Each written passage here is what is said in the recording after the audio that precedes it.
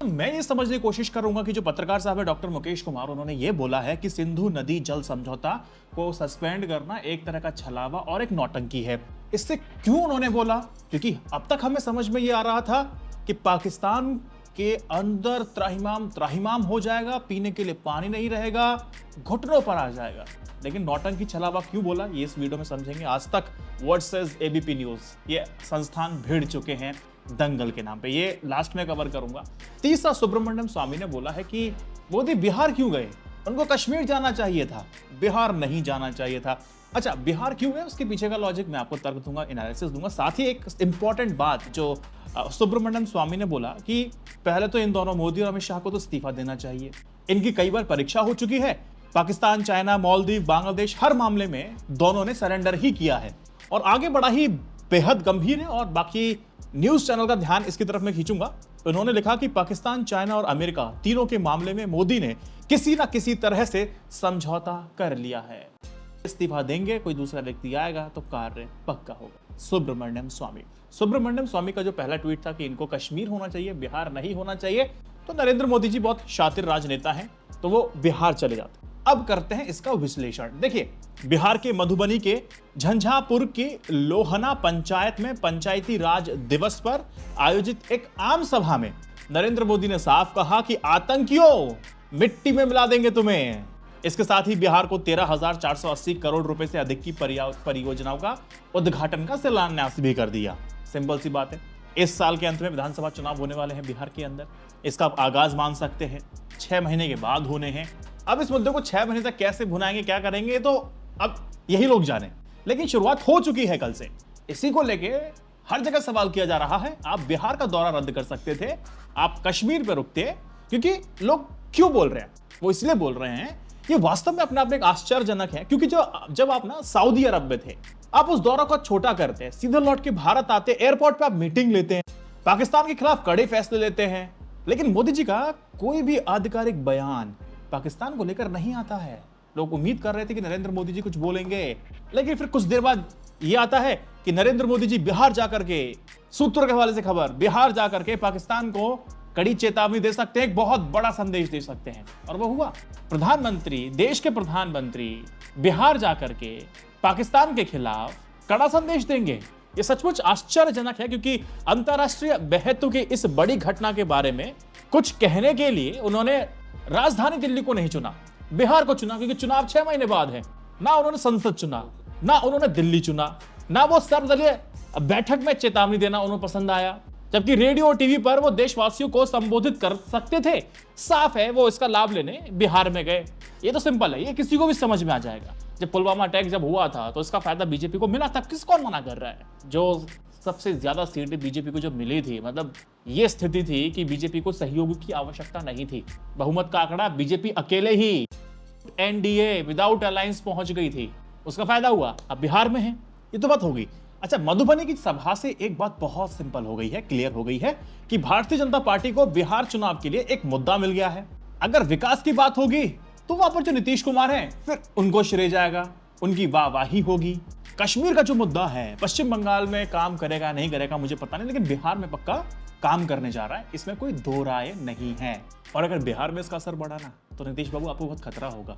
वहां भारतीय जनता पार्टी अपना मुख्यमंत्री अपनी पार्टी का देखना चाहती है।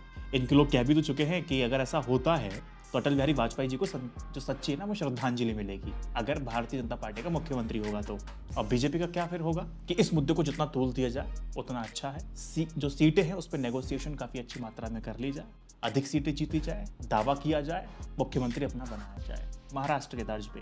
यस, अगर सीट शेयरिंग नेगोशिएशन में बीजेपी अगर हाथ मार लेती है तो बहुत फायदा हो सकता है। लेकिन चुनौती ये भी होगी ना फिर कि इस मुद्दे को 6 महीने तक आपको खींचना है। 6 महीने तक आप क्या करेंगे, कैसे, ये आपको देखना है। लेकिन आपको फायदा तभी होगा जब मुद्दा जीवंत रहेगा। 6 महीना बहुत बड़ा समय होता है, लेकिन राजनीति साहब कुछ ना कुछ होता रहेगा। दूसरी बात, तो उससे आगे का रास्ता है क्या कि गुस्से को शांत करने के लिए, भीड़ के गुस्से को शांत करने के लिए अपने 5 तो ले लिए।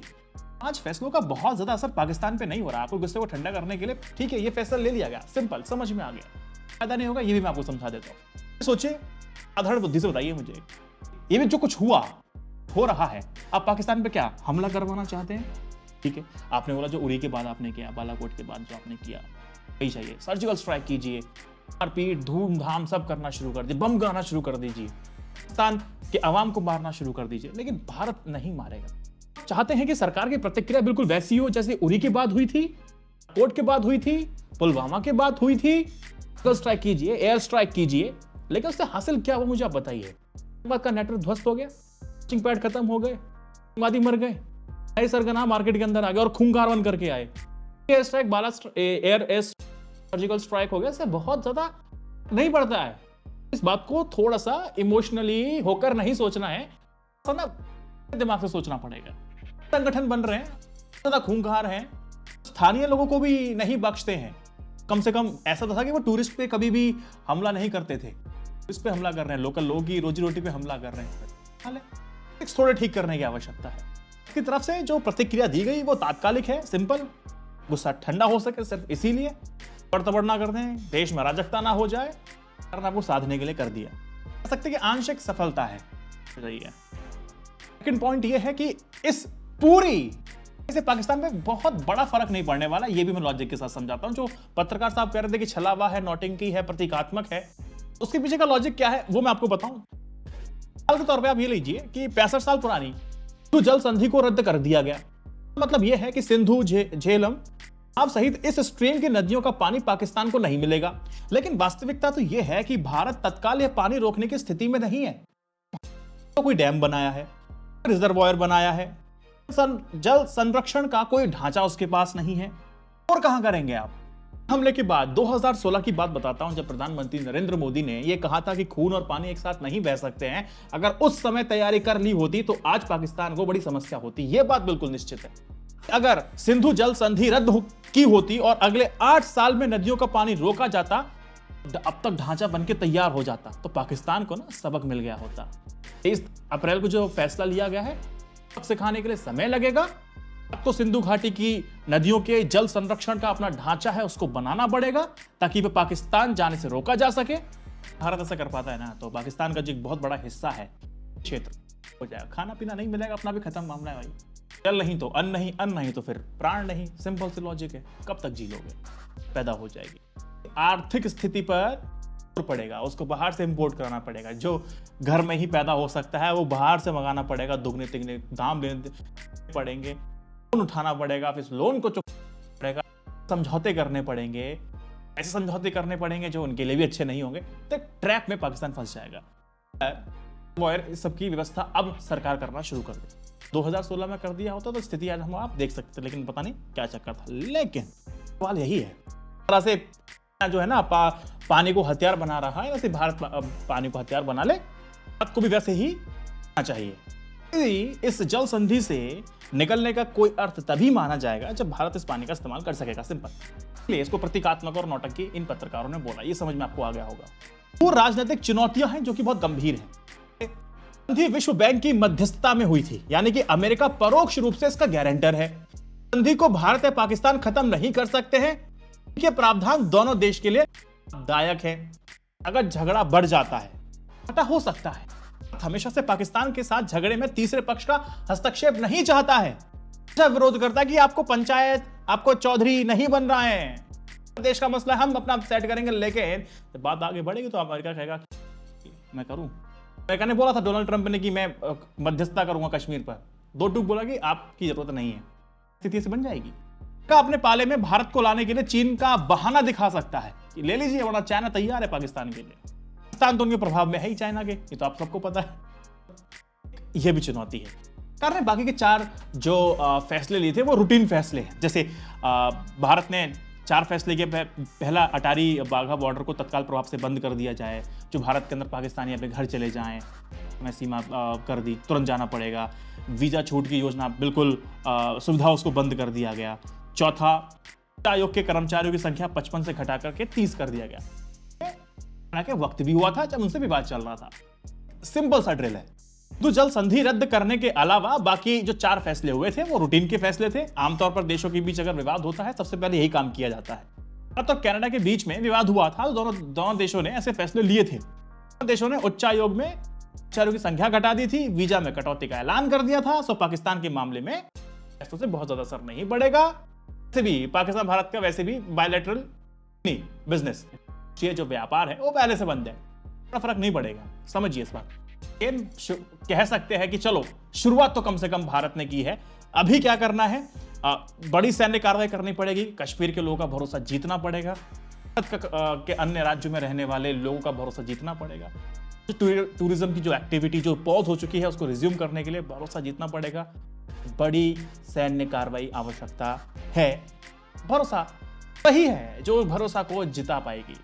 वो इंटेलिजेंस फेलियर को लेकर के जो बात मानी है ना, उसको थोड़ा दुरुस्त कीजिए, क्योंकि पुलवामा में भी हम लोग देख चुके हैं, नुकसान हुआ था, कुछ थे लेकिन क्या था, कुछ नहीं, वहां पर भी बड़ी चूक हो, भी थोड़ा ध्यान दिया जाए।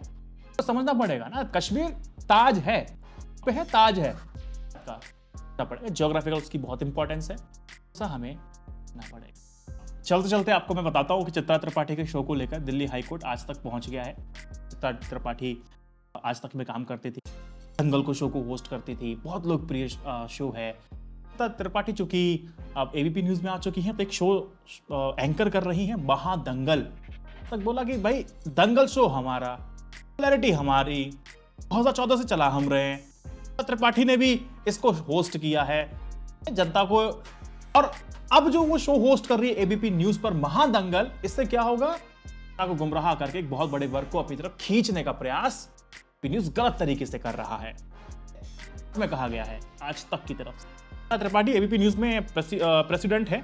हाँ, दंगल और जनहित कार्यक्रम, 2 कार्यक्रम वो करती है 9 बजे, दोनों ही प्राइम टाइम के कर रही हैं, दोनों शो उनके हिट है, तो है भाई साहब इनके पास। कोर्ट ने साफ तौर पे नोटिस जारी कर दिया है, बोला कि भैया दीजिए, ताकि मध्यस्थता कर लीजिए, इस विवाद को खत्म कीजिए और समाधान तलाशने की कोशिश कीजिए। और टीवी टुडे नेटवर्क ने अंतरिम राहत की मांग करते हुए एबीपी को महादंगल शीर्षक से इस्तेमाल करने की मांग की है। इसने बोला कि यार ये बताइए हमें कि हिंदी शब्द पर क्या किसी एक चैनल का पूर्ण अधिकार हो सकता है? तो एक फिल्म का नाम भी है और ये तो आम शब्द है, ये तो प्रयोग में आता ही है, इसको लेके क्यों मतलब इतना बवाल बचा रहे हैं? बोला कि ये सब छोड़िए, मध्यस्थता कीजिए, ध्यान दीजिए, दाखिल कीजिए, खत्म कीजिए। 2 टूक है, आने वाले वक्त में क्या होता है, नाम चेंज होगा कि नहीं होगा, कंट्रोवर्सी जायज है, व्यापारी है भाई, सब व्यापारी की समझ के कहती है। कमेंट सेक्शन में बताइए, इस वीडियो को 3 व्हाट्सएप ग्रुप पर शेयर कीजिए। जय Hind, Vande Mataram, updated, stay educated, सत्य पे जय।